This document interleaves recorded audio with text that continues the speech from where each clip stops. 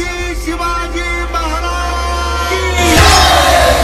395 किल्ले जिंकून एकाही किल्ल्यावर सत्यनारायणाची अथवा वास्तुशांतीची पूजा न घालणारे विज्ञानवादी राजे 12 बलुतेदार आणि 18 पगड जातींना आपल्या स्वराज्यात स्थान देऊन खऱ्या अर्थाने जाती निरपेक्ष धर्मनिरपेक्ष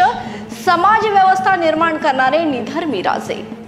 आग्रा दरबारात शेवटच्या रांगेत उभे केले म्हणून बाणेदारपणे दरबार त्यागणारे स्वाभिमानी राजे